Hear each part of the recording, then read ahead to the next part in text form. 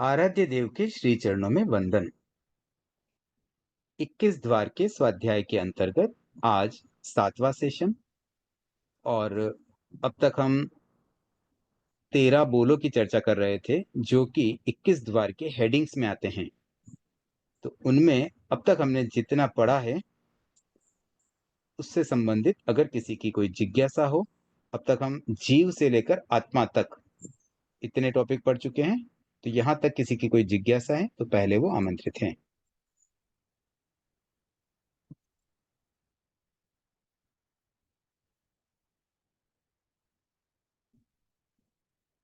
देखिए, कल की कुछ चीजें पेंडिंग रह गई थी। जैसे हम लास्ट में बात कर रहे थे वीर्य आत्मा की।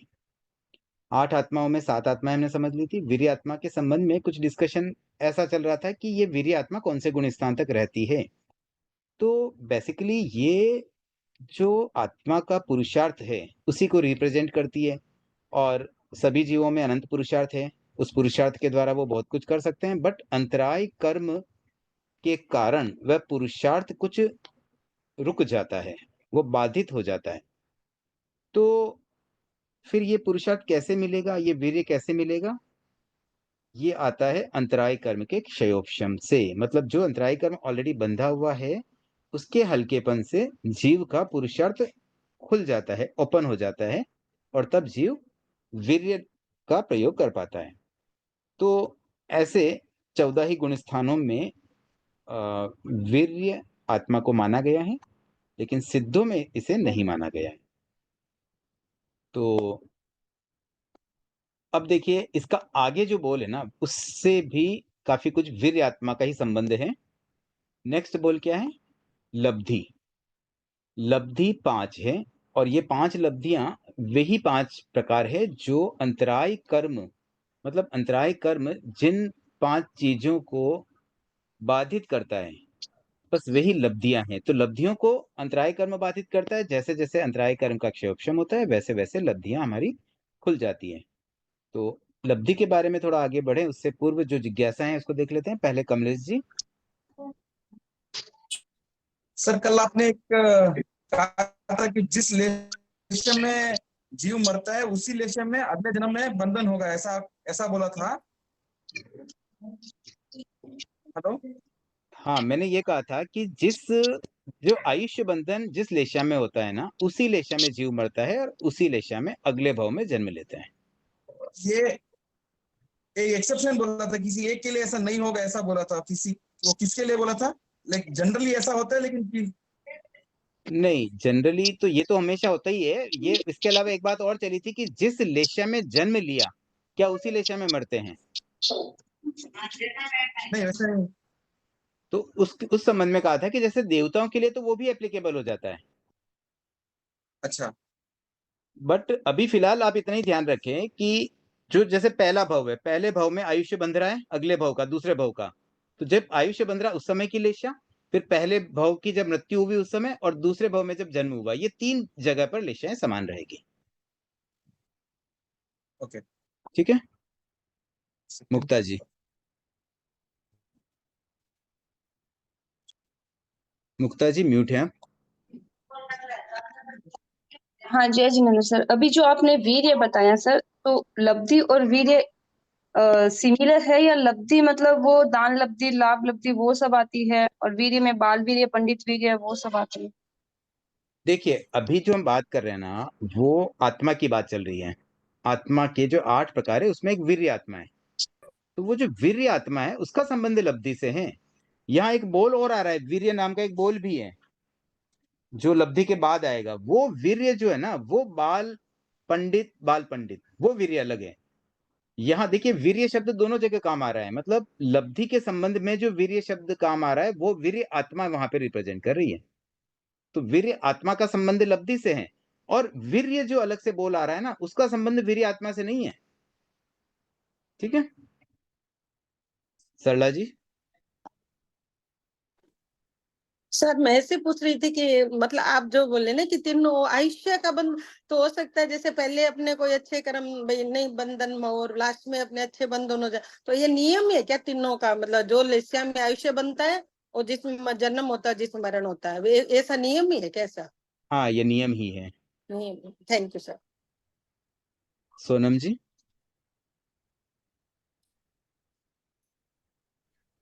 आपने भी बोला कि देवता में एक ही लेशिया रहती है। म्यूट हो गए आप बीच में। जिस जन्म में वो लेशिया होती है वही लेशिया रहती है देवता में। तो देवताओं लेकिन के लिए क्या देवताओं है, में भी पूरा उनका पूरी लाइफ में एक ही लेशा उनकी रहती है, मतलब पूरे जीवन में उनकी एक ही लेशा रहती है।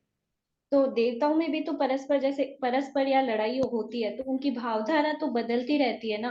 तो हम्म। मतलब लेशिया है तो भावधारा तो भले लड़ाई हो रही है तो भावधारा तो बदली उनकी। हाँ, वो बात ठीक है, लेकिन फिर भी क्या है, देवता थोड़े एक्सक्लूसिव है, मतलब उनके लिए ये माना जाता है कि एक ही लेशा में ही रहते हैं, क्योंकि प्राय वैसे ही रहते हैं। देखो, देवता है मतलब उनके पास बहुत सारी चीजें हैं। जैसे आप कल्पना करें, एक कोई ऐसा व्यक्ति, जैसे मान लीजिए नरेंद्र मोदी, अब वो हमारे यहाँ के प्राइम मिनिस्टर है, इतनी ऊंची पोस्ट पर। आज उनकी लाइफस्टाइल में क्या है, उनको तो जो चाहिए वो मिल जाए, उनको कोई सूट पहनना है, उनको कोई कार चाहिए, उनको कोई हवाई यात्रा पे जाना है, उनके लिए तो हर चीज रेडी रहेगी। तो उन्होंने कभी दुख देखे ही नहीं। तो वैसे ही देवता की लाइफस्टाइल ही ऐसी होती है कि उनका लगभग जो लिविंग स्टैंडर्ड है वो एक जैसा रहता है।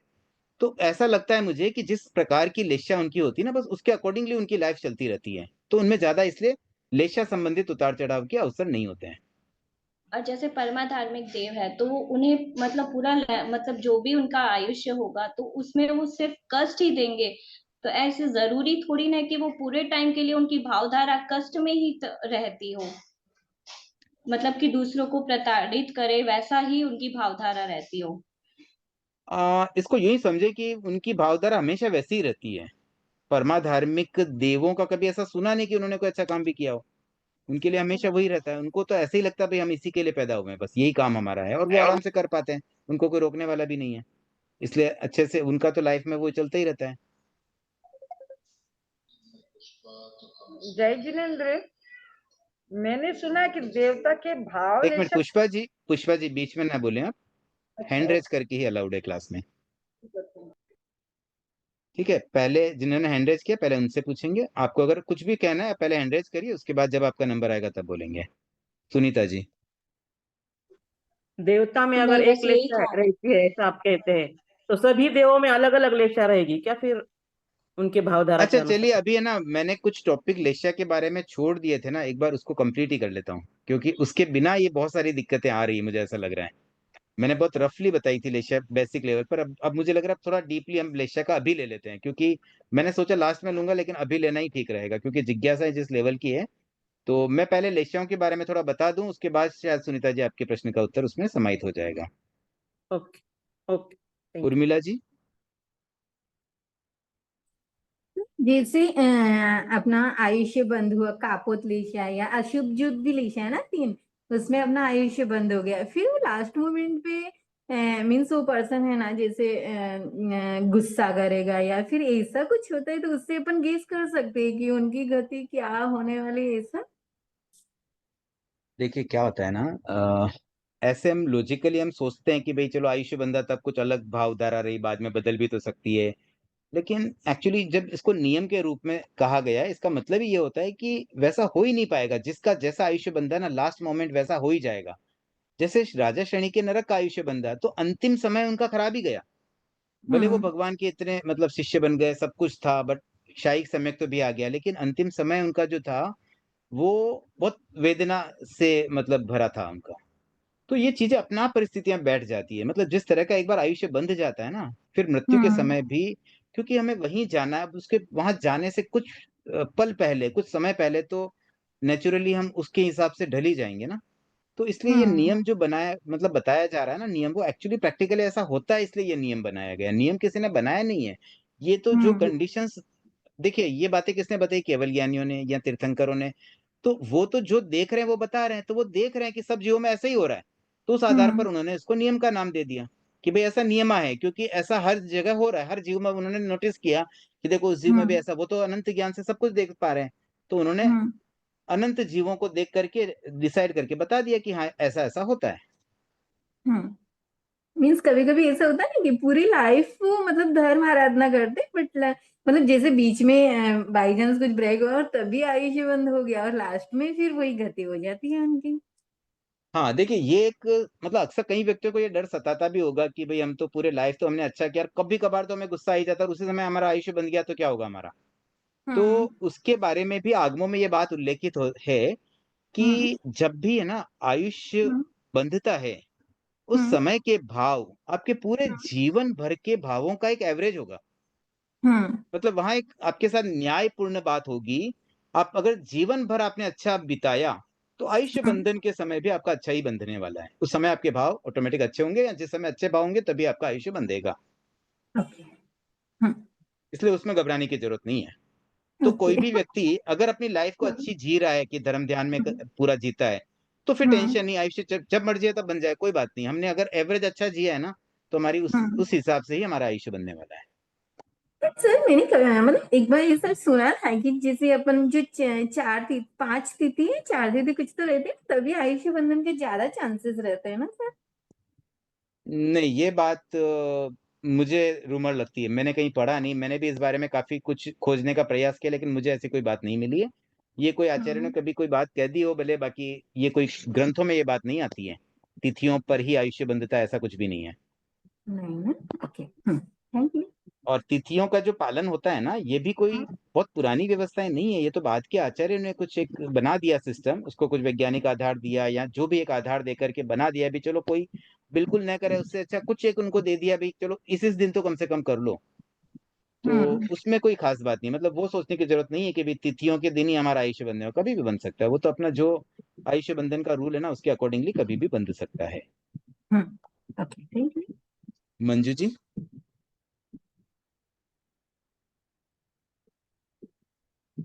मंजू जी राका?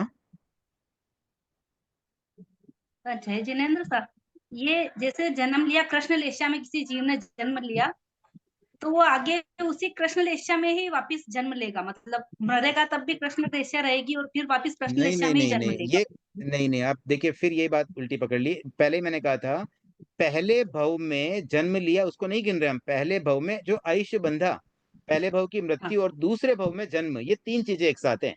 तो आप पहले भव के जन्म को आगे ले जा रहे हैं, वो नहीं। अच्छा ठीक, मतलब बदल सकती है।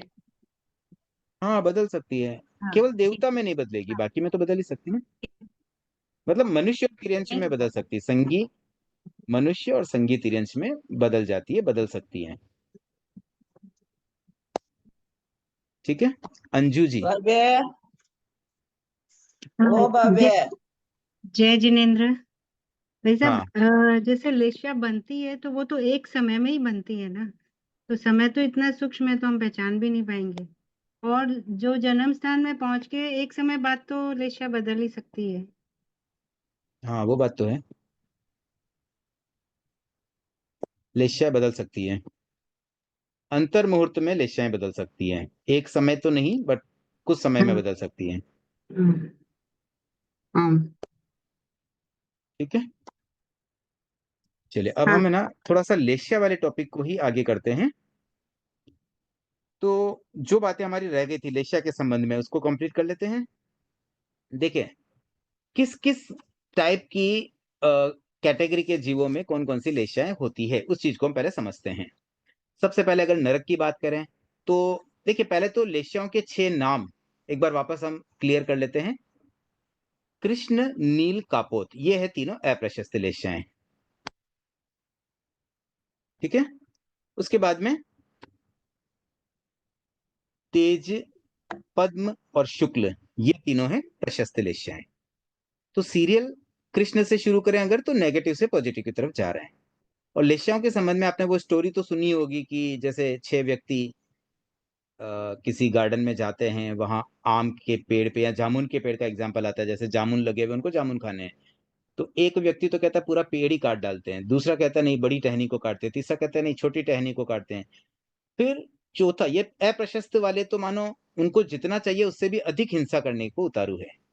और जो प्रशस्त लेश्या वाले होते हैं ना, उनकी सोच कैसी रहती है कि जितने से काम चल जाए उतना चलाएँ। तो जो चौथी लेश्या है तेजो लेश्या, उसके वाले मतलब सोच वाला व्यक्ति क्या करेगा क्या सोचेगा कि भाई ठीक है, मुझे जामुन ही तो खाने हैं ना, तो मैं जामुन की जो एक गुच्छा है बस वो तोड़ के खा लूं। फिर उसके बाद वाली वो सोचेगा कि मुझे तो पूरा गुच्छा भी क्या करना है, मुझे 10 15 20 जामुन खाने, जितना चाहिए उतने जामुन तोड़ दूं। और जो शुक्ल लेशा वाला है ना, वो तो ये सोचता है कि तोड़ने की क्या जरूरत है, नीचे जो बिखरे हुए पड़े हैं टूटे हुए वही खा लूं।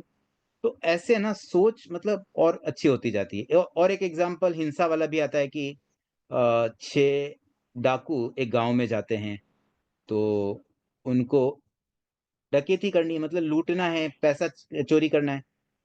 तो उन्होंने, एक ने तो सोचा पूरे गांव में सब लोगों को मार डालो, जो कृष्ण लेश्या वाला था, ताकि हम आराम से चोरी कर सकें। दूसरे ने कहा भी सबको मारने की क्या जरूरत है, हम केवल पुरुषों को मारेंगे तो भी हो जाएगा, महिलाएं तो हमारे वैसे भी क्या बिगाड़ लेगी, महिलाएं तो कमजोर होती हैं, और बच्चों को भी छोड़ सकते हैं, तो खाली पुरुषों से काम चल जाएगा। फिर तीसरा बोला भी इन सबको भी क्यों मारना है, जो पहरेदार है बस उनको मार दो, बाकी तो सोए हुए उनको क्या पता चल रहा है, जो जग रहे हैं उनको मार देंगे। फिर आगे प्रशस्त लेश्या वाला व्यक्ति क्या सोचता है, चौथी लेश्या वाला, कि भाई मारने की क्या जरूरत है ना, हम तो जैसे चोरी करने जा रहे हैं, अगर कोई बीच में हम पे हमला करे तो हम उसको अपने बचाव के लिए उसको मारे ना, बाकी चला के हम क्यों मारे, तो केवल बचाव में ही मारे, उतना ही कर ले तो काफी है। फिर पांचवा सोचता है कि नहीं, मारने की भी क्या जरूरत है ना, हम तो रात को जाएंगे, सब सोए होंगे तब जाएंगे, चुपचाप उठा के ले आएंगे। मतलब इस तरह से। और छठे वाले ने और कुछ बेटर सोचा होगा कि भाई बिल्कुल हमें किसी को हिंसा करनी नहीं पड़े। तो ऐसे भावधारा बदल रही है। ये 2 दृष्टांत आते हैं आगमों में। तो अब देखिए, नरक गति में तो आपको क्या लगता है कौन सी लेशाएं होनी चाहिए?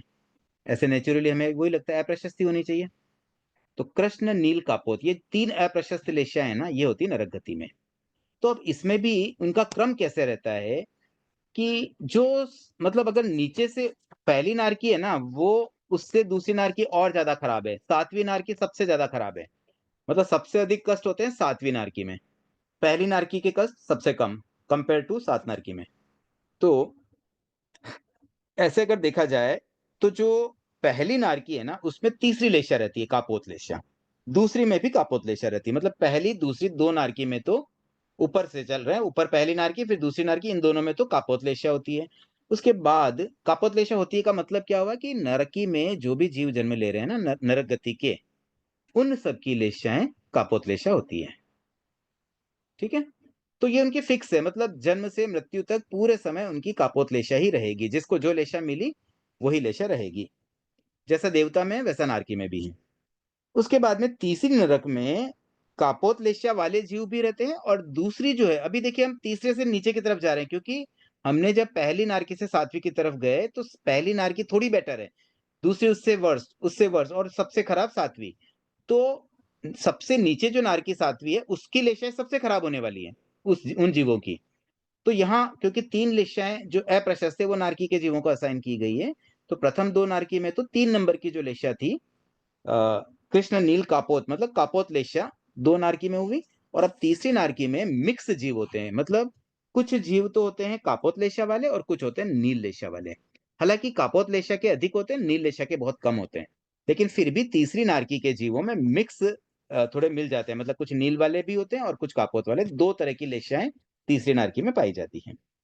उसके बाद में चौथी नारकी में केवल एक नील लेशा के जीव होंगे। उसके बाद अगेन 5वीं नारकी में नील और कृष्ण लेशा के मिक्स जीव हैं, मतलब नील के जीव अधिक, कृष्ण के कम, लेकिन शुरू हो जाते हैं 5वीं नारकी में भी कुछ जीव कृष्ण लेशा वाले होते हैं। फिर 6ठी नारकी में सारे के सारे कृष्ण लेशा के जीव ही होते हैं।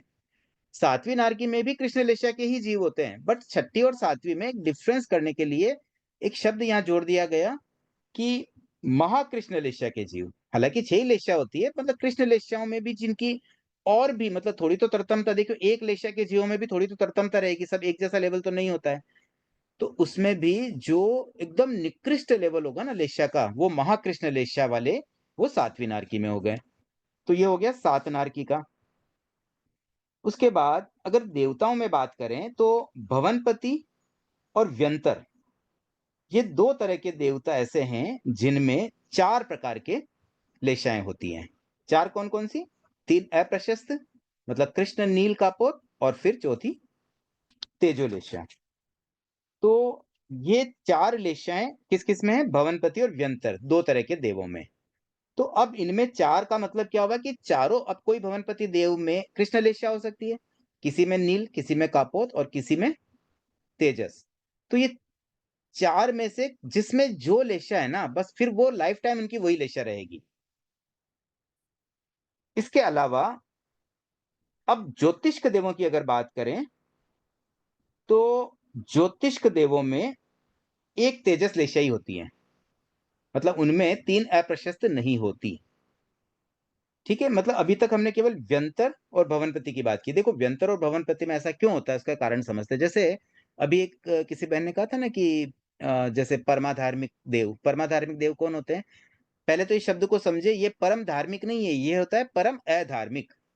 परम प्लस अधार्मिक मिलके बनता है परमाधार्मिक, संधि हो जाती है। तो ये परम अधार्मिक होते हैं, मतलब बहुत ज्यादा अधार्मिक। तो ये कौन से देव है? ये असुर कुमार भवनपति देवों की कैटेगरी में आते हैं। तो भवनपति देवों में वैसे देव भी है, इसलिए वहां पर कृष्ण लेशा भी मतलब होती है। इसी प्रकार से अगर व्यंतर देवों की भी बात करें ना, तो व्यंतर देवों में प्रायः कैसे जीव जाते हैं, जैसे कोई सुसाइड कर लेते हैं, किसी की कोई एक्सीडेंट में डेथ हुई, कुछ आर्त ध्यान में डेथ हो जाती, वैसे जीव जाते हैं व्यंतर देवों में। तो हम जैसे बोलते भी ना भटकती आत्मा, जो अब एक शब्द जो बहुत पॉपुलर होता है ना लोगों के बीच में भी, भूत प्रेत भटकती आत्माएं, ये सब प्राय व्यंतर देवों में होते हैं। मतलब व्यंतर देव है ना, बहुत ऐसे मतलब शांत नहीं रहते, बहुत परेशान से रहते, कभी यहाँ कभी वहां, इधर उधर उनका घूमना भटकना, ये सब चीजें उनकी चलती है, और मानो उनके मन में एकदम शांति जैसी नहीं हो पाती है। तो ऐसे जीवों में भी प्राय अप्रशस्त लेशाएं होने के चांसेस रहते हैं, इसलिए भवनपति व्यंतर में 3 अप्रशस्त आई। अब ज्योतिष्क देव थोड़े से हाई लेवल के हैं, तो उनमें केवल एक तेजस लेशा आ गई। उसके बाद अब बचे कौन से? वैमानिक। तो वैमानिक देवों में अगेन 2-3 अलग अलग कैटेगरी है। जैसे पहले और दूसरे जो देवलोक होते हैं, देखिए वैमानिक देवलोक कुल कितने होते हैं? 26 का भी कैसे है कैलकुलेशन? सबसे पहले तो 12, उसके बाद में 9 और उसके बाद में 5, ये 3 कैटेगरीज हैं। 12 तो होते हैं ऐसे विमान जहां पर, ऐसे वैमानिक देव जहां पर राजा प्रजा की व्यवस्था है। मतलब एक इंद्र होता है, वो वहां का किंग राजा है, और बाकी उनकी प्रजा होगी, और भी उनकी अलग अलग पोस्ट के मतलब देव नियुक्त किए हुए रहते हैं। तो ये सारी मतलब भेद रहता है, एक देव बड़ा एक छोटा, वैसा सब भेद रहता है। तो ये है 12 देवलोकों की स्टोरी। उसके बाद की जो 9 कैटेगरी है ना, 9 ग्रेवियक बोलते हैं उनको। तो ये ग्रेवियक, एक्चुअली ग्रेवियक का मतलब होता है ग्रीवा, मतलब जो ये जो गर्दन होती है ना, ग्रीवा, उस एरिया में जो देवलोक लोकेटेड है। अब वो एरिया में कैसे लोकेटेड होंगे कि जैसे ये लोक है ना पूरा, उस लोक को एक मानो पुरुष की आकृति में कंपेयर करें, तो जैसे लोक पुरुष की गर्दन जहां पर आएगी, उस जगह पर ये 9 ग्रेवियक देव लोकेटेड है, मतलब उनके जो विमान है ना वो वहां लोकेटेड है। तो इन ग्रेवियक देवों में क्या खास बात होती है कि ये इनमें इंद्र और ऐसे प्रजा की व्यवस्था नहीं है। मतलब क्या हुआ कि सारे देव सेम लेवल के होते हैं, जिसको अहम इंद्र भी कहते हैं। मतलब हर देव मानो इंद्र है, कोई ऐसा डिफरेंशिएट नहीं कि ये बड़ा ये छोटा, सब सेम लेवल के। और उसके ऊपर 5 और विमान हैं जिनको कहते हैं अनुत्तर। अनुत्तर का मतलब बिल्कुल स्पेशल। तो वो स्पेशल जो विमान है, उनके देव वो तो बहुत ही खास होते हैं। तो उनको अनुत्तर मतलब एक अपेक्षा से कह दिया गया। उसमें भी 5 अनुत्तर में भी जो सबसे ऊपर वाले होते हैं, देखिए अनुत्तर में एक खास बात क्या है कि अनुत्तर विमान में केवल सम्यक्त्वी देव जाते हैं, वहां मिथ्यात्वी नहीं होते हैं। और उसमें भी जो सबसे ऊपर है ना, सर्वार्थ सिद्ध विमान, 5 अनुत्तर में ऐसे सबसे ऊपर कह दो या सेंटर वाला कह दो, मतलब जैसे 4 साइड में होता है और एक बीच में होता है, तो जो बीच वाला है सर्वार्थ सिद्ध, उसके देवता, तो उसके जितने भी देवता जन्म लेंगे उस विमान में, वो निश्चित रूप से अगले भाव में ही मोक्ष चले जाएंगे, अगले भाव में मनुष्य बनेंगे और मोक्ष चले जाएंगे। तो ये बहुत एकदम हाई लेवल के हो गए। तो अब इन 26 देवलोकों में अगर लेशा को हम समझें, तो प्रथम 2 देवलोक, उनमें कौन सी लेशा होती है? केवल एक तेजस लेशा। उसके ऊपर जैसे ऊपर बढ़ते जाएंगे, तो तीसरे चौथे और 5वें, इन 3 देवलोकों में केवल एक पद्म लेशा होती है। तो अब जैसे मान लीजिए हमने सुना कि जैसे आचार्य भिक्षु 5वें देवलोक में गए, तो इसका मतलब क्या हुआ कि मरते समय भी उनके पद्म लेशा रही होगी। तो जो उनकी डेथ के समय साक्षी थे, उन्होंने अनुभव भी किया होगा कि पद्म लेशा की क्या मतलब लक्षण होते हैं, किस टाइप की परिस्थितियां बन जाती है। मतलब मरते समय भी आदमी आकुल व्याकुल तो बिल्कुल नहीं होगा, तभी पद्म लेशा हो पाई होगी। तो आप ये भी ध्यान रखें कि आगे हमारी जैसी गति होती है ना, वैसे हमारा अंत समय होता है। तो अभी हमें गति तो हमें नहीं पता है, लेकिन अभी वर्तमान समय तो हमें पता है। तो जाते जाते हम कम से कम मरते समय आकुल व्याकुल, मन में कुछ चिंता, परेशानियां, टेंशन्स लेकर के न जाएं, एकदम रिलैक्स होके और अच्छे भावों के साथ। तो हो सकता है हमारी आगे की गति, उस समय आयुष्य बंधन न हुआ और उस समय बंध रहा हो तो अच्छे बनने की संभावना हो सकती है। तो थोड़ा एक ये पुरुषार्थ तो हम कर ही सकते हैं कम से कम। तो तीसरे चौथे पांचवें में क्या हुआ, पद्मलेशा, और उसके ऊपर जितने भी देवलोक है, छठे से लेकर सर्वार्थ सिद्ध तक, उन सब में केवल एक शुक्ल लेशा होती है। तो देवताओं के संदर्भ में ऐसे 6 लेशाएं देवताओं में पाई जा रही है, लेकिन जिस देवता के एक लेशा जो जन्म के समय रही, पूरा जीवन फिर उसी लेशा का रहेगा। जैसे मान लीजिए हमने कहा भवनपति देवों में 4 लेशाएं, तो वो 4 लेशाएं किसी एक देव में बदलती नहीं रहती हैं। जो देवता भवनपति देवों में कृष्ण लेशा वाला है, वो पूरे जीवन कृष्ण लेशा का ही रहेगा। जो कापोत लेशा का, वो पूरे जीवन कापोत का ही रहेगा। इस तरह से ये देवों और नारकी में लेशाओं का इस तरह से सिस्टम चलता है। यहां तक कोई जिज्ञासा है किसी के? सीमा जी। जय जिनेंद्र सर जी। जैसे आपने बोला कि अगर मृत्यु के समय हम आकुल व्याकुल नहीं होते हैं तो उससे हमारी लेशा अच्छी बनती है। तो जो संथारा पचकते हैं तो उनकी कैसे लेशा रहती है उस समय? देखिए संथारा पचकने वाले, देखिए व्यवहार में क्या होता है वो नहीं कह सकता हूँ, लेकिन निश्चय में अगर कोई रियल में दिल से संथारा पचकता है, मन में भावना वैसी रहती है, तो मुझे लगता है हाँ वो शुक्ल लेशा होनी चाहिए उनकी। क्यों? क्योंकि एक तो उनकी आसक्ति बिल्कुल छूट जाती है। संथारे का मतलब केवल ये नहीं है कि आहार का त्याग कर लिया, 3 आहार का या 4 आहार का त्याग करना, केवल इतना हाँ नहीं होता संथारा। संथारे का मतलब होता है संसार के प्रति आसक्ति भी छोड़नी होती है। मतलब हमारी हाँ कोई चीजें हैं तो वो सब भी एक बार पूरा मतलब मन से छोड़ देने का कि भाई ये मेरी नहीं है। अब जैसे मेरा गोल्ड है, मेरी गोल्ड की ज्वेलरी है, मेरे कपड़े हैं, अब मेरा उनसे कोई संबंध नहीं है, उसको हम बोसी रामी कर देते हैं। भाई अब मैं इन सब से अपना कनेक्शन तोड़ रहा हूँ। मतलब ये सब पदार्थ, ये चीजें, ये मेरी नहीं है। जो मैंने पहले इसमें टैग लगा दिया, ये मेरा है, ये मेरा है, ये मेरा है, उस टैग को हमें वहां पे डिसकंटिन्यू करना होता है। तो ये अनासक्ति भावना के साथ अगर कोई संथारा पचके और उसके मन में तीव्र ये भाव रहे कि मैं बस आगे मोक्ष मुझे जाना है, आत्मशुद्धि की भावना से मैं ऐसा कर रहा हूँ, तब मुझे ऐसा लगता है कि वो संथारे के समय शुक्ल लेशा होने की बहुत अधिक संभावना है। ठीक है, आप म्यूट हो गए गलती से, मैंने ही म्यूट कर दिया आपको सीमा जी। हाँ सर हाँ एक कोई कुछ बात मैं नहीं, मिटिग्योट्स नहीं। ठीक है। सर एक प्रश्न मैं पूछ रही हूँ आपको। हाँ ज्योति जी बोलिए। मैं ऐसा पूछती हूँ कि जैसे आप बोलते हो कि जो कृष्ण लेच्छा वाला जीव होता है ना, वो कृष्ण लेच्छा में ही मरता है, तो फिर वो उसकी लेच्छा कैसे बदलती है फिर?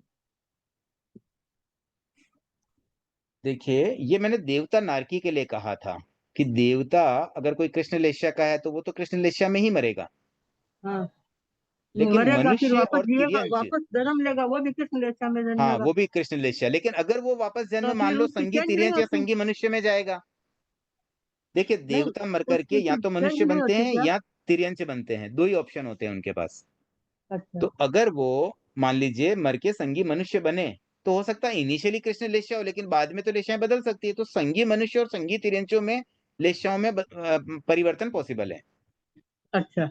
और एक बात और पूछती हूँ आपको कि आपने जैसे बहन ने पूछा ना संसारा का, तो मैं ऐसा पूछती हूँ कि जैसे संसारा किया तो आप बोलते हो अगर सारा ममत्व छोड़ दिया और संसारे में और मतलब मन से भाव से सब से, तो फिर वो शुक्ल लेशा में जाता है, तो फिर वो अनुतज विमान में थोड़ी जाता है, नहीं, श्रावक तो नहीं अनुत्तर जा विमान में सकता ना? जाना जरूरी नहीं है। देखिए छठे छठे देवलोक के बाद ऊपर तो कहीं जा ही सकते हैं ना। और अच्छा आवश्यक नहीं कि देखो शुक्ल लेशा हो ही जाएगी, मैं तो एक संभावना बता रहा हूँ। हो सकता है शुक्ल नहीं आई, पद्म लेशा आई, तो नीचे के देवलोक में भी जा सकते हैं। बट अच्छा। इतना है कि अगर कोई श्रावक है, सम्यक्त्वी है, तो निश्चित रूप से वो वैमानिक देवलोक में तो जाएंगे ही जाएंगे। हाँ वो तो है, लेकिन 8वें देवलोक के ऊपर तो श्रावक नहीं जाता ना? हाँ लेकिन छठे देवलोक में भी शुक्ल लेशा है ना। अच्छा थैंक यू। हाँ, टीना जी कोठारी। हाँ, मेरे को एक तो वही पूछना था कि मतलब जैसे जीव कृष्ण लेशा में मरते हैं तो जन्मते कृष्ण लेशा में ही है, तो वो तो मेरा क्लियर हो गया। और मेरे को एक चीज पूछनी और थी कि संथारे में आप बोल रहे हो तो वो वापस मनुष्य नहीं बनेंगे? ऐसा पॉसिबिलिटी नहीं है कि वो वापस मनुष्य बने, देवता में ही जाएंगे? देखो, अगर वो सम्यक्त्वी है तब तो निश्चित रूप से वैमानिक देवलोक में जाएंगे। तो अगर कोई संथारा ले रहा है तो हम ये मान सकते हैं कि वो सम्यक्त्वी होगा, तभी एक्चुअल संथारा भी आएगा। अगर कोई मिथ्यात्वी संथारा ले भी रहा है तो फिर हम उसको संथारा भी कैसे कहेंगे? वो तो फिर द्रव्य संथारा हो गया। भाव संथारा अगर किसी के आ रहा है तो इसका मतलब डेफिनेटली वो सम्यक्त्वी होगा। बिना सम्यक्त्वी के तो भाव संथारा भी कैसे आएगा? और सम्यक्त्वी है तो निश्चित रूप से वो वैमानिक देवलोक में जाएंगे। देवलोक भी नहीं, वैमानिक, मतलब चार में से भी केवल वैमानिक में, न हाँ, भवनपति, न व्यंतर, न ज्योतिष्क। तो मतलब मनुष्य तो नहीं बन सकते वापस? मनुष्य बनने की संभावना है तो बिल्कुल नहीं है। पर आपको मनुष्य बनने में क्यों इंटरेस्ट है? जल्दी मोक्ष जाने के लिए? नहीं, वो भी बात है।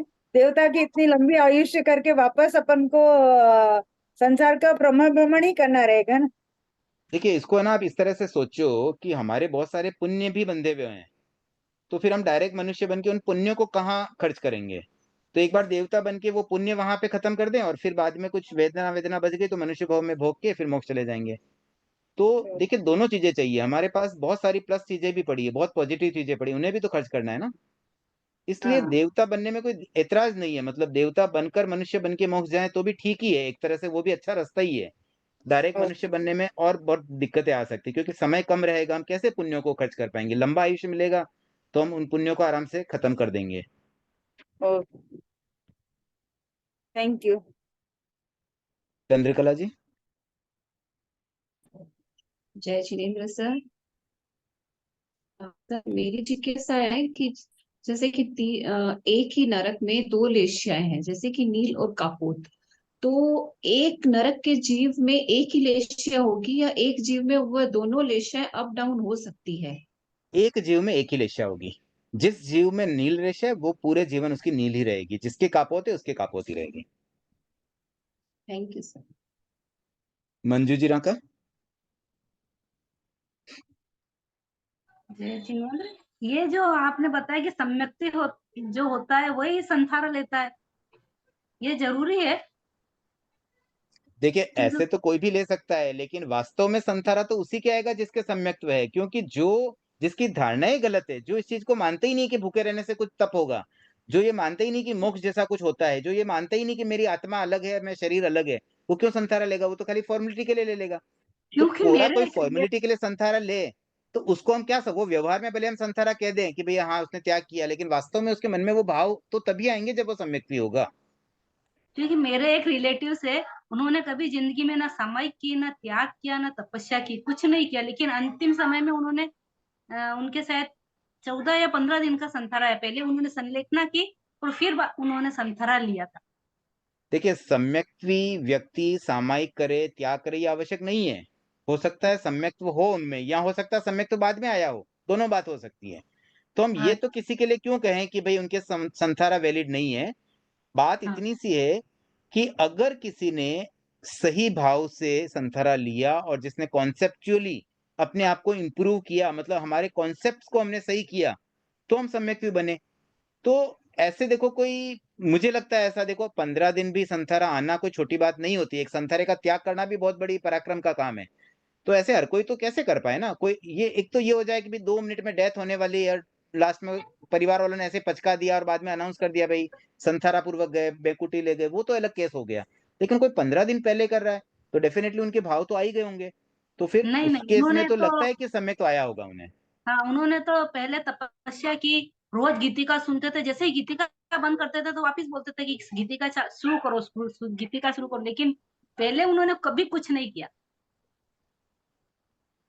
ठीक मतलब है, अंतिम, ये समझ में आया आपको? क्लियर हो गई बात? हाँ, हाँ, ठीक, ठीक, थैंक यू। महेंद्र जी। हाँ, जय जिनेन्द्र। जैसा स्वामी जी के ने अंतिम समय में संथारा लिया और सम्यक्ति तो थे और मानते हैं कि भाई उनकी लेशिया, तो ये पांचवें देवलोक में जाने का जो पद्म लेशिया का स्थान है थोड़ा हाँ सा तो है। ऐसा देखिए, ऐसा जरूरी नहीं कि मतलब शुक्ल लेशिया ही होगी, प्रशस्त लेशिया होगी, ऐसा समझ ले। संथारा अगर कोई पचक रहा है ना तो प्रशस्त लेशिया होगी। तो स्वामी जी ने संथारा पचका तो हो सकता है उनकी उस समय पद्म लेशिया रही हो। तो वही जैसा आपने कहा शुक्ल, मतलब पद्म और शुक्ल दोनों हो सकते। हाँ, तीनों ही हो सकती है, तेजस भी हो सकती है। अच्छा, पर प्रशस्त लेशिया रहेगी, इतना हम पक्का कह सकते हैं। कामिनी जी।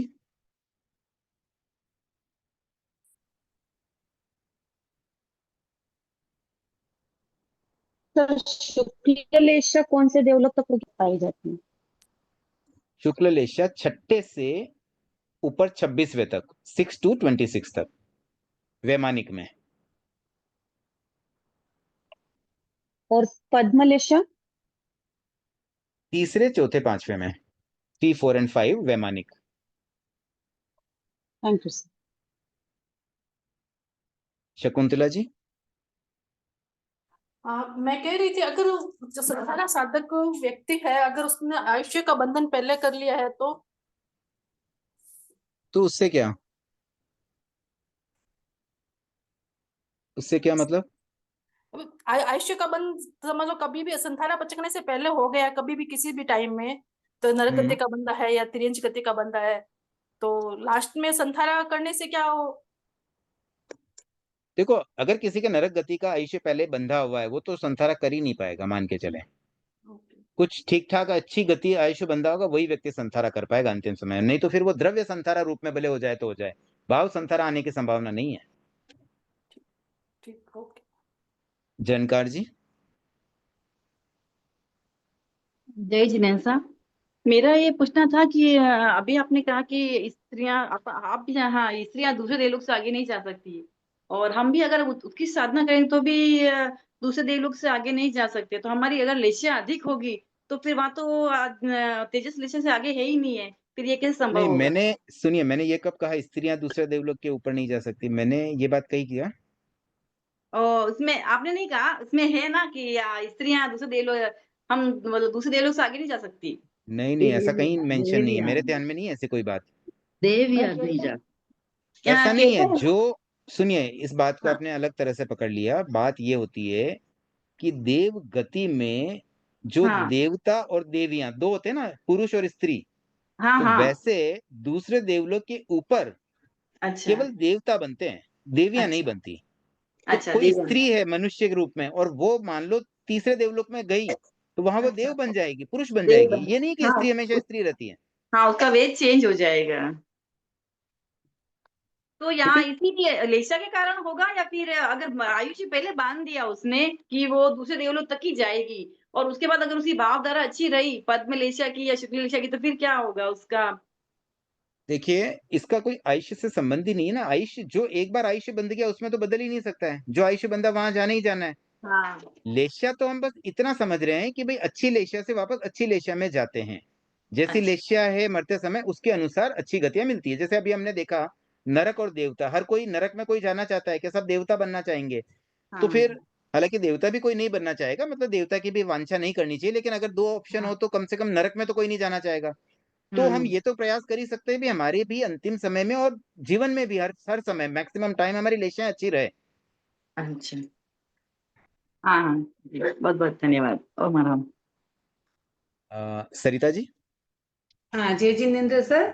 सर अभी जैसे बात आई थी तो एक आंटी ने कहा था कि श्रावक 8वें देवलोक तक ही जा सकते हैं। सर 8वें तक या 12वें तक? सर ये क्लियर करना। शायद 12वें तक होगा, मुझे भी पूरा याद नहीं है, बट इसलिए मैंने क्लियर किया। हाँ मतलब तीन श्रावक 8वें तक जा सकता है और मनुष्य श्रावक शायद 12वें तक जा सकता हाँ, ऐसा ही कुछ होना चाहिए। है। नहीं सर, 8वें तक है श्रावक, 8वें तक है। तिर्यंच और मनुष्य का साइड नहीं है सर, मुझे ध्यान है तक। ठीक है, इस पर अभी चर्चा नहीं करते हैं। मुझे अभी श्योर नहीं, इसलिए मैं इस पर अभी कोई चर्चा नहीं करना चाहूंगा। बाद में हम, अभी ये प्रश्न है भी नहीं, अभी बात ही कुछ अलग ही थी, ये तो ऐसे रेफरेंस निकल गया, वो बाद में और देख लेंगे। ठीक है। पारस जी। जय जिनेन्द्र। मैं अभी ये उनका जो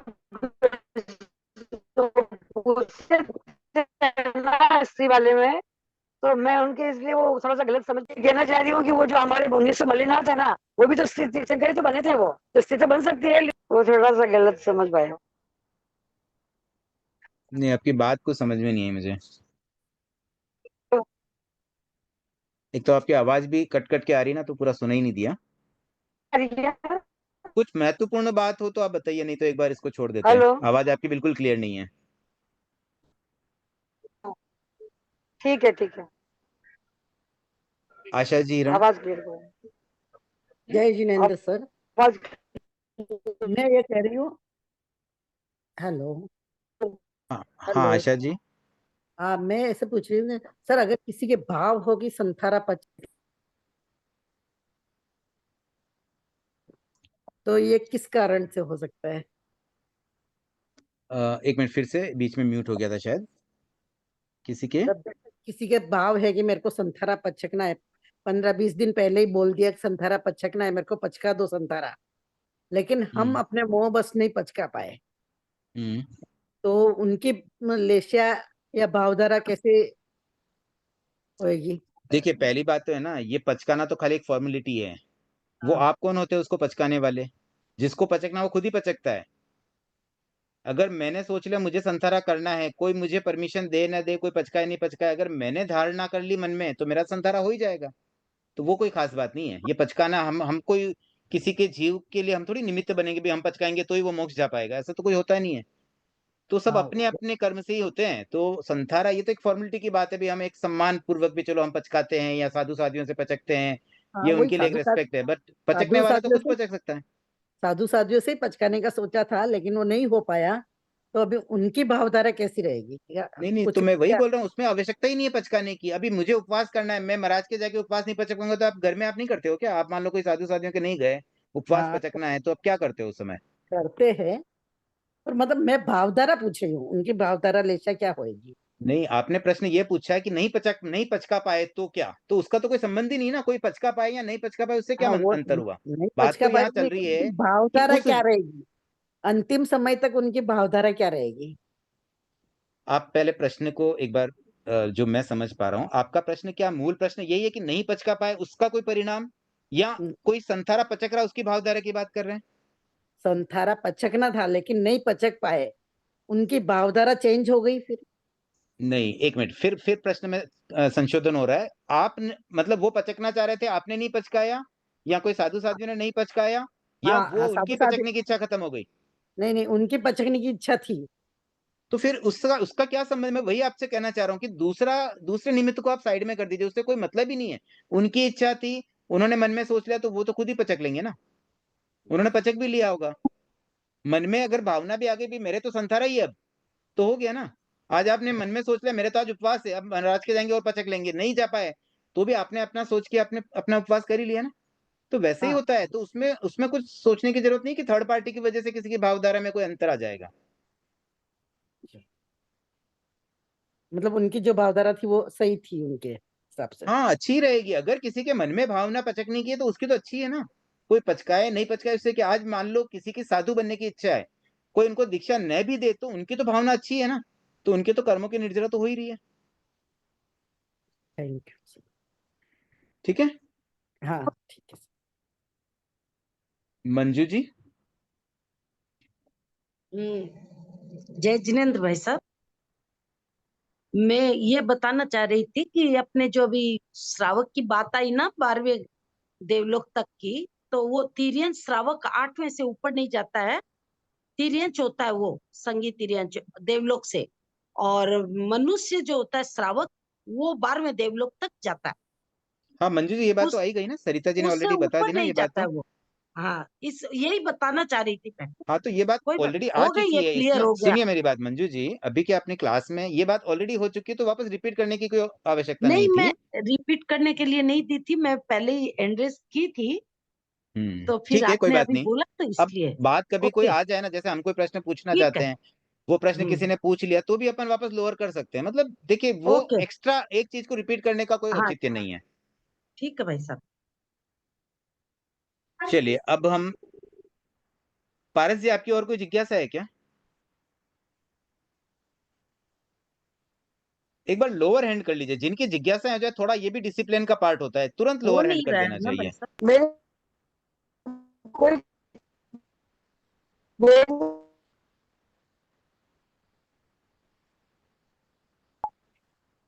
देखिए, मैं चाहता हूँ जिज्ञासाएं मैक्सिमम रहे, लेकिन हम इसका भी विवेक रखें कि कब हमें हैंड करना है, कब नहीं करना है, और होने के बाद वापस हम तुरंत नॉर्मल भी हो जाएं, तो सबको सुविधा हो जाती है।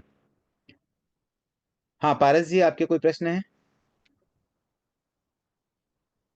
नहीं सुधांशु जी, नहीं है, कुछ भी नहीं है। आपने वो फिर मैं तो हैंड किया, ट्रेन पे मैंने हूँ लोअर थोड़ा, किया, आपने वापस हैंड और किया मेरा अभी। नेट नहीं आ रहा बराबर।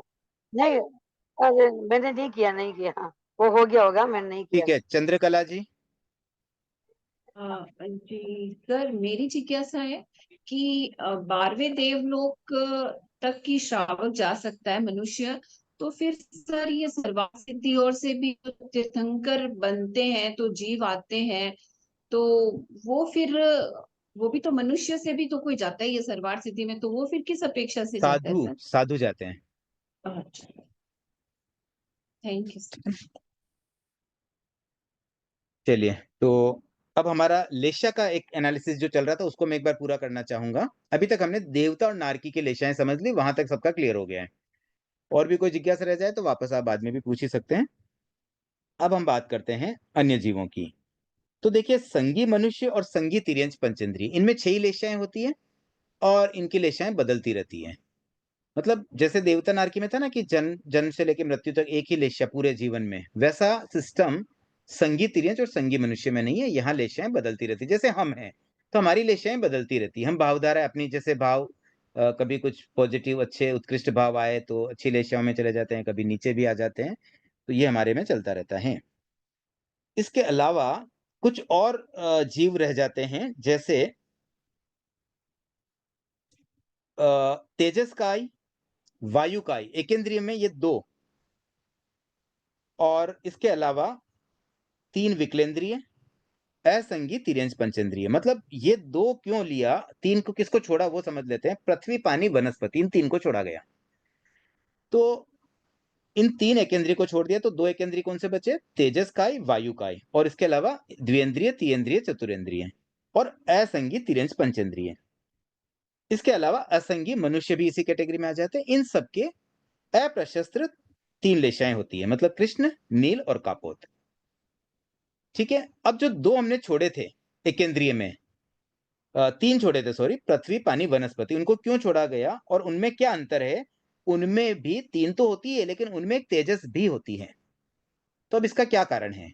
देखिए, प्रथम 2 वैमानिक देवों में तेजस लेशा है। ठीक है, अब मान लीजिए कोई देवता मर करके एकेंद्री में जाता है। देवता भी मर करके एकेंद्री में जा सकते हैं, ये बात भी ध्यान रखने की है। देवता और नारकी ये मर करके 2 ही गतियों में जाते हैं, या तो मनुष्य बनेंगे या तिर्यंच बनेंगे। अब तिर्यंच में बहुत सारी मतलब कैटेगरी होती है, एकेंद्रिय से लेकर पंचेंद्रिय तक की। तो उनमें भी कोई देवता अगर एकेंद्रिय में जा रहे हैं, तो ऐसे एकेंद्रिय में भी छोटा मोटा रोल नहीं रहेगा उनका, वहां जाकर के भी बड़े टॉप का जन्म लेंगे। टॉप का जन्म कैसे लेते हैं? जैसे कोई देवता अगर एकेंद्रिय में गए, मान लो पृथ्वी काय में गए, तो पृथ्वी काय में भी वो ऐसे साधारण कोई नहीं बनेंगे। वो क्या बनेंगे?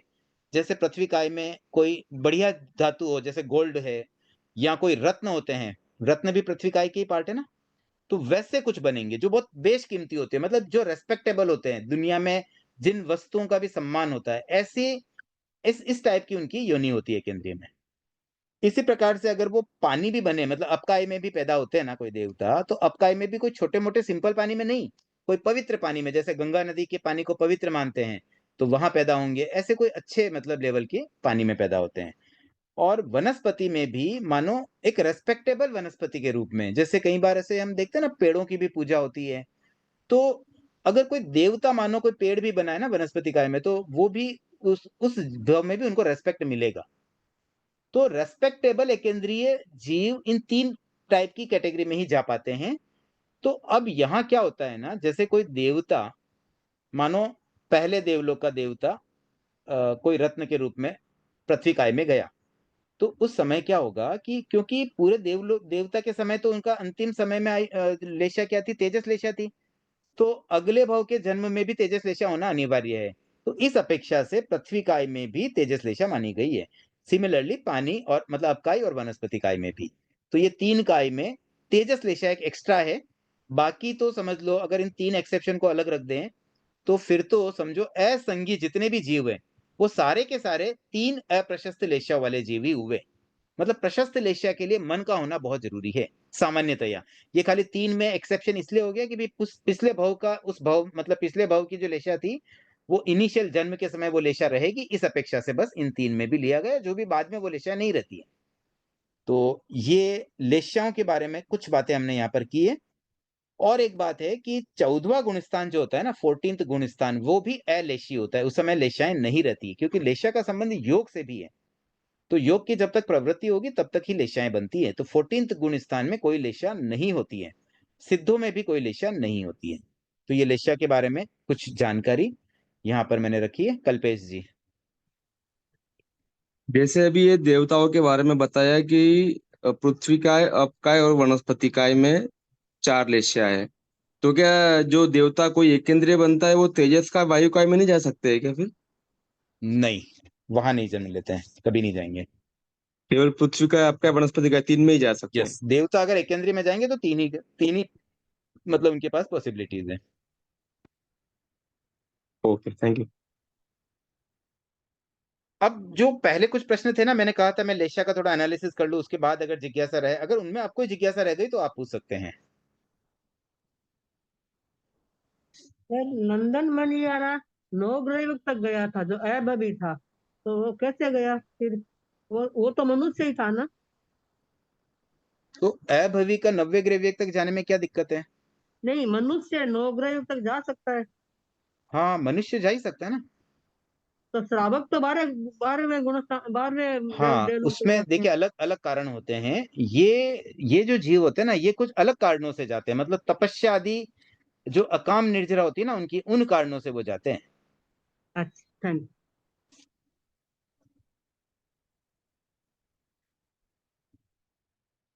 ठीक है, तो अब आगे बढ़ते हैं।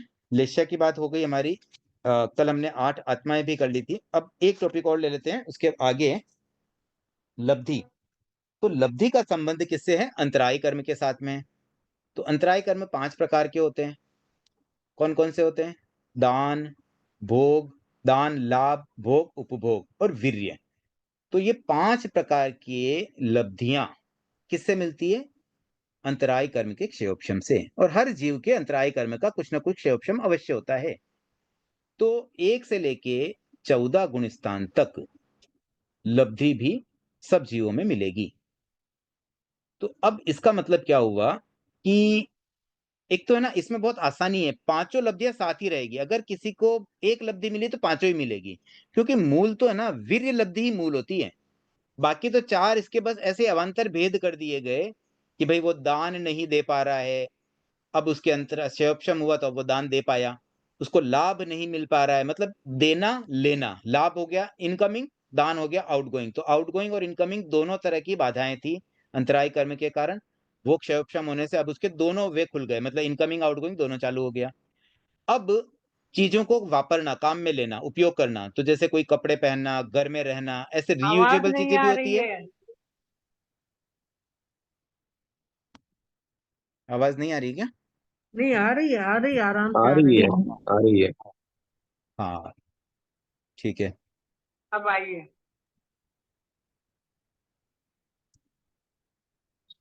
तो ये भोग उपभोग, मतलब ये सारी चीजें, काम, कोई चीज देखो मिल भी गई ना, तो मिलने के बाद हम उसको काम में ले पाए, तो ये सारी चीजें इस पे डिपेंड करती है कि कोई अंतराय कर्म बाधा नहीं डाल रहा है। तो जैसे जैसे अंतराय कर्म का क्षयोपशम होगा वैसे वैसे हमारी लब्धियां प्राप्त होगी।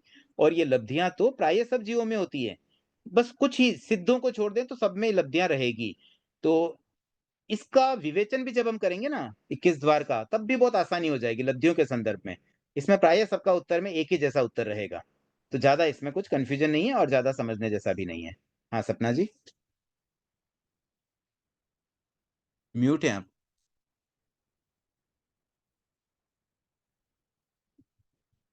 सपना जी म्यूट है आप, आवाज नहीं आ रही है। हाँ सर, सॉरी सर। सर, एकेंद्रीय द्विएंद्रियों की अपेक्षा से आप उनका दान और लाभ किस बेसिस पे होता होगा सर? देखिए क्या होता है ना, जैसे मान लीजिए आप इसको थोड़ी सूक्ष्मता से अगर समझें तो एक दूसरे को कोई ना कोई सहयोग इनकी तरफ से भी हो ही जाता है। तो जैसे एक दूसरे को कोई सहारा भी दे पा रहे हैं तो वो भी तो एक तरह का दान ही हो गया ना। दान का मतलब ऐसा नहीं कि फिजिकल चीजें ही दे पाएंगे। इसी प्रकार से मतलब कुछ ना कुछ उनको आउटपुट मिलना चाहिए, वो आउटपुट भी उनको मिल रहा है। जैसे एक एग्जांपल है श्वास लेना, तो वो श्वास ले पा रहे हैं तो श्वास का लाभ तो मिल रहा है ना उन्हें। ऐसे कोई ना कोई किसी को सहारा भी मिल ही जाता है, मतलब एक जीव दूसरे के लिए किसी न किसी रूप में सहारा भी मिल जाता है, तो वो सहारे के रूप में भी हो जाते हैं। जैसे मान लीजिए एक केंद्रीय का एक पिंड है, अब उस पिंड में सारे जीव, अगर एक जीव अकेला रहे तो शायद ना टिक पाए, सब साथ में मिलकर के एक दूसरे को बेनिफिट दे रहे हैं, इसलिए वो टिके हुए हैं। तो ऐसे बहुत सूक्ष्मता से अगर देखें तो उनमें भी दान, लाभ, भोग, उपभोग सब मिल जाता है। कुछ ना कुछ भोग उपभोग भी उनके होता है। ठीक है, थैंक यू सर। बट मूल बात तो वीर्य को समझे बस। ये तो 4 चीजें इसलिए समझाई गई कि इससे और क्या-क्या हो सकता है, मतलब पुरुषार्थ से क्या कर सकते हैं, क्या कर सकते हैं, तो उसमें 4 बातें अलग से बताने के लिए इसके 5 भेद कर दिए। मेन बात तो ये है कि वो कुछ ना कुछ कर पा रहे हैं, मतलब जीव में जीवत्व है इसलिए वो कुछ कर पाता है।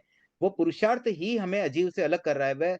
वो जो कॉन्शियसनेस है उसके साथ-साथ में एक पुरुषार्थ भी हम कर पा रहे हैं। मतलब अगर न कर पाएँ तो हम पूरे आइडल रह जाएँ तो हम कुछ भी नहीं कर पाएँगे। जैसे हमारे लिए कोई टास्क होता है, हमें मोक्ष जाना है, हमें आत्मशुद्धि करनी है, तो वो सब किससे कर पा रहे हैं? हम कुछ तो एफर्ट कर रहे हैं ना, तो जो एफर्ट है वो सब वीर्य से ही हो रहा है।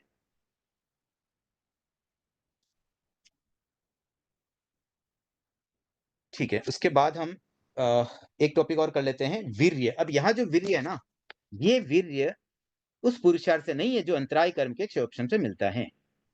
तो फिर ये किससे हुआ?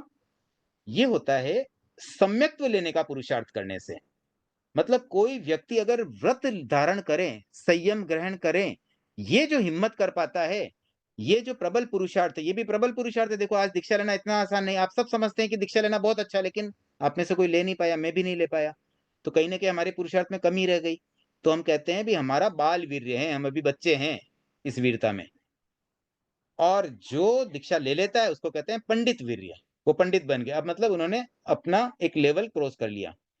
और उसके बीच में जो श्रावक होते हैं, जो पार्टली व्रत भी लेते हैं, मतलब कुछ-कुछ व्रत भी ले लेते हैं, तो वो कहलाते हैं बाल पंडित।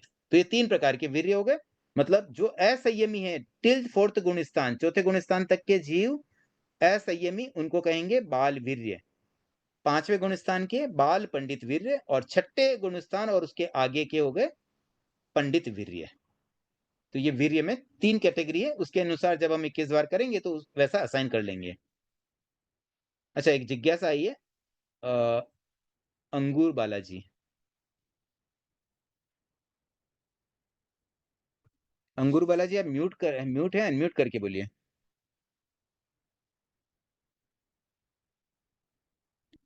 देखिए आप ये भी ध्यान रखें, जब आप रेज हैंड करते हैं तो आप ध्यान रखें भी कहाँ से मुझे अनम्यूट होना है। तुरंत जैसे ही नाम हो ले को तुरंत अनम्यूट कर लें।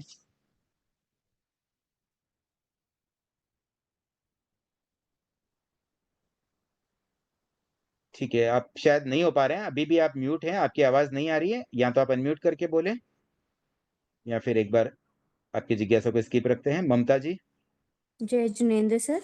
सर आपने अभी बाल वीर्य 1 से 4th गुण स्थान तक बताया ना? Okay sir. मतलब जो अव्रती होते हैं ना, बिल्कुल भी व्रत नहीं लेते हैं, वो बाल वीर्य। जो थोड़ा व्रत ले लेते हैं वो बाल पंडित वीर्य। जो पूरा व्रत ले लेते हैं, मतलब महाव्रत धारण कर लेते हैं, वो पंडित वीर्य। ठीक है, एक और कर लेते हैं, दृष्टि। अच्छा, कल एक प्रश्न आया था ना सरिता जी आपका, उसके बारे में भी मैं कुछ कहना चाहता हूँ। चलो उसी की आज बात कर लेते हैं। दृष्टि को देखते हैं, आज होगा नहीं तो कल पे भी रख सकते हैं, पहले वो क्लियर करते हैं। तो देखिए सरिता जी, आपने जो बात कही थी ना, मैंने तत्व ज्ञान 3 पायदान बुक में 3 रेफरेंसेस आपके लिए मैंने देखे हैं। एक है ना पेज नंबर 15, जो कि 52 बोल में तीसरा बोल है। तो 52 बोल के तीसरे बोल में पहला ही लिखा गया है कि उदय भाव, आत्मा, 3, कषाय, योग और दर्शन। ठीक है, यहाँ पर वो बात आ रही है। उसके बाद दूसरा रेफरेंस हम लेते हैं 25 बोल की। हाँ अंगूर बालाजी, आप अभी अनम्यूट हो गए, आप पहले अपनी बात रख लीजिए। हाँ हाँ जी, मैं बोल रहा हूँ। आपने जो अभी बताया ना, पृथ्वी और वनस्पति में 4 लेशा होती है, तेजोलेशा भी होती है। तो एक केंद्र में 3 ही लेशिया होती है, प्रथम 3 लेशिया ही होती है। तेजो लेशिया जो होती है वो उनमें अपर्याप्त अवस्था में रहती है। पर अपर्याप्त अवस्था में भी वो केंद्रीय कहलाएगा ना। पर अपर्याप्त अवस्था में रहती है वो। पर्याप्त अवस्था में तो प्रथम 3 ही होगी। ठीक है, मैंने पर्याप्त अपर्याप्त नहीं कहा अगर, तो क्या मैं ये नहीं कह सकता हूँ कि केंद्रीय में 4 लेशियाएं हुई? नहीं, अगर एक किसी की केंद्र में नहीं वो। अपर्याप्त अवस्था में भी कोई लेशिया है तो भी वो उस जीव की ही लेशिया कहलाएगी ना। हाँ, लेकिन वो अपर्याप्त अवस्था में, पर्याप्त होने के बाद तो वो अशुभ में ही आ जाएगी, 3 अशुभ लेशिया में ही मान आएगी। लिया, ये बात मैंने कही भी थी, मैंने कहा भी था कि ये सिर्फ इसलिए मिलती है क्योंकि वो देवलोक से आए थे और वहां उनकी वो लेशा थी, तो जन्म के समय ये लेशा थी, बाद में तो उनकी 3 लेशा ही रहती है। ये बात मैंने कही थी हाँ, लेक्चर में भी, हाँ, और यही बात आप भी कह रहे हैं। ठीक है, लेकिन दोनों ही बातें ठीक है। मतलब अगर कोई ये कह देना कि इन 3 एकेंद्रिय में 4 लेशाएं, तो गलत नहीं है। उसमें ये कहना अपेक्षित नहीं है कि अपर्याप्त में ही रहती है। ठीक है, वो अपर्याप्त में भी रहती है कह दिया तो और ज्यादा उसका डिटेल एनालिसिस हो जाएगा। ठीक ठीक। तो अब सरिता जी वापस अपनी बात पे आता हूँ। एक मैंने रेफरेंस दिया था 52 बोल में से तीसरा बोल का। आप अगर अनम्यूट हो सके तो एक बार अनम्यूट हो जाइए। हाँ उसमें सर लिखा गया है, उसमें है ना उदय भाव में, दर्शन आत्मा में उदय भाव माना गया है। उसके बाद में एक आ रहा है 25 बोल की चतुर्भंगी। उसमें बताया गया है कि इसमें केवल 2 ही आत्मा में उदय भाव बताया गया, योग आत्मा और मोहनी योग आत्मा और कषाय आत्मा, कषाय और योग। इसको 25 बोल की जो चर्चा है ना सर, उसमें भी 3 हाँ को हाँ, उदय मैं भाव बता रहा लिया हूँ, एक गया बार जो मैं बता रहा हूँ वो देख लीजिए। ये जो मैं बोल रहा हूँ वो ठीक है ना। हाँ ठीक है। चतुर्भंगी में 2 ही बता रखा है, मतलब यहाँ पर दर्शन आत्मा में उदय भाव नहीं बताया गया है। ठीक है, 25 बोल की चतुर्भंगी में। अब तीसरा रेफरेंस लेते हैं हम, चर्चा वाला। तो चर्चा के रेफरेंस में यहां बात आ रही है 3 आत्माएं किसमें, उसमें उदय भाव में, और उसमें आ रहा है कषाय योग और दर्शन। ठीक है, तो 52 बोल में और 25 बोल की चर्चा में तो बता रहा है कि भाई दर्शन आत्मा में उदय भाव है, जबकि चतुर्भंगी में बताया गया है कि उदय भाव नहीं है। तो अब इसका जो अर्थ निकल रहा है वो अर्थ इस रूप में निकलता है कि दोनों अपेक्षाओं से हमें देखना होगा। जैसे मैंने कहा कि मिथ्यात्व क्या है, उदय भाव है, और मिथ्या दृष्टि क्षयोपशम भाव है।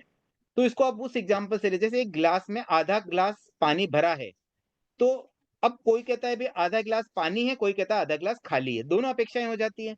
तो यथार्थ अपेक्षा क्या हुई कि आधा खाली भी है, आधा भरा भी है। तो अगर कोई मिथ्यात्वी है तो इसका मतलब मिथ्यात्व पने के हिसाब से उसमें उदय भाव भी है, और मिथ्या दृष्टि के अनुसार उसमें क्षयोपशम भाव भी है। तो अब क्या होता है ना, कोई भी थोकड़ों में जब कोई आचार्य या कोई भी विद्वान थोकड़ों का निर्माण करते हैं ना, तो उस समय वो अपेक्षा को लेते हैं। तो अब इस बात को ऐसे ही समझना, जहां उदय भाव बताया गया है वहां पर उन्होंने जो आधा गिलास भरा है उसको पकड़ लिया, मतलब कर्मों की वजह से मैं कहूं, कर्म के उदय से, तो उन्होंने वहां उदय भाव ले लिया कि भाई मिथ्यात्व है, यानी कि उदय भाव है। और जहां उन्होंने उसको नहीं लिया उदय भाव में, वहां उन्होंने उसका क्षयोपशम भाव पकड़ लिया। तो अब अपेक्षा इसी को कहते हैं, सापेक्षता से जिसने उदय भाव को लिया वहां पर ये बात आई, जहां पर दृष्टि मतलब क्षयोपशम भाव को लिया वहां पर फिर उदय नहीं माना गया। तो दोनों ही चीजें इसमें आ जाती, मतलब मिथ्यात्व में उदय भाव है और मिथ्या दृष्टि क्षयोपशम भाव है, और दोनों साथ रहते हैं। ऑलवेज किसी जीव में अगर मिथ्यात्व है तो उसमें मिथ्या दृष्टि भी रहेगी। तो आधा गिलास खाली आधा भरा दोनों साथ ही रहने वाली चीजें। अब इसको कोई किस एंगल से लेता है तो वही अपेक्षा यहाँ पे हमें जोड़नी होगी। सर ये जो आपने चतुर्मुंगी वाली जो बात आपने कही है ना कि सर इसमें हमने 2 को ही उदय भाव लिया है, तो सर जो नई बुक प्रिंट होके आई है ना, तो वहां पे भी उन्होंने दर्शन को उदय भाव लिखा है नीचे फुटनोट में।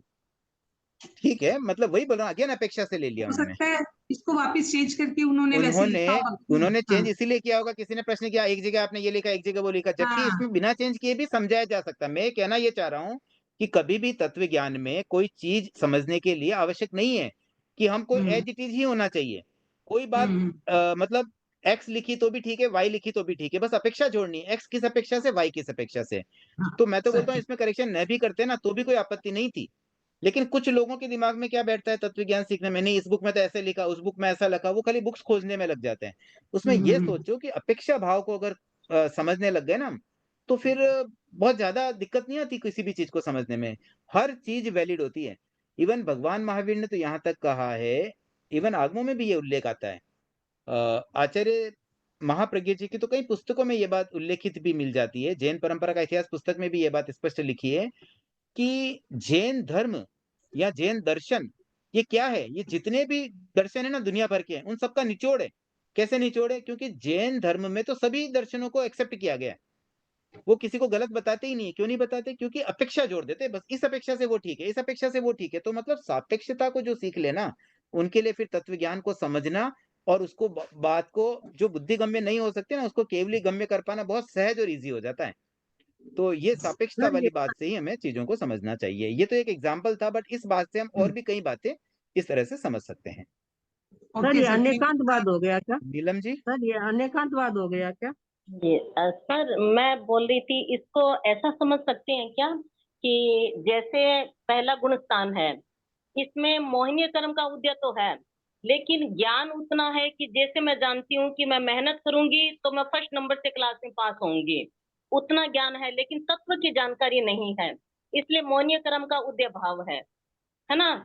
और ज्ञानावण्य कर्म का थोड़ा सा क्षोभसम इतना है कि व्यवहार का ज्ञान है कि ये अग्नि है, अगर मैंने इसको छूंगी तो मैं जल जाऊंगी, बुरा काम करूंगी तो मेरे को पिटाई होगी। तो इस हिसाब से हम देख सकते हैं कि थोड़ा सा ज्ञानावण्य कर्म का क्षोभसम है, लेकिन तत्व के प्रति एकदम श्रद्धा नहीं है, वो मोहिनी कर्म का उदय भाव है। इसको ऐसा समझ सकते हैं क्या सर? नहीं देखिए ऐसा नहीं समझेंगे, क्योंकि ज्ञानावर्णीय का क्षयोपशम तो अलग ही चीज हो गई, वो तो सब जीवों में होता है। यहाँ पर ये समझना है कि मोहनीय कर्म का ही क्षयोपशम भाव भी है, उदय भाव भी है। ओके। तो जो क्षयोपशम भाव है ना वो है मिथ्या दृष्टि, और जो उदय भाव है ना वो है मिथ्यात्व। ओके। ठीक है, तो आज तो समय हो गया है, तो दृष्टि वाला अब हम कल रखते हैं। तो अब हमारे 4 बॉल और बचे हैं, इनको करने के बाद एक बार पूरा जो रिवीजन करेंगे, तो वो मैं पावर पॉइंट पे सारे पॉइंट्स को रिवाइज करवाने का भाव रखता हूँ। कल हो पाया तो कल, नहीं तो परसों की क्लास में, जैसे अवसर होता है आगे। तो आज के लिए एक बार इतना ही रखते हैं।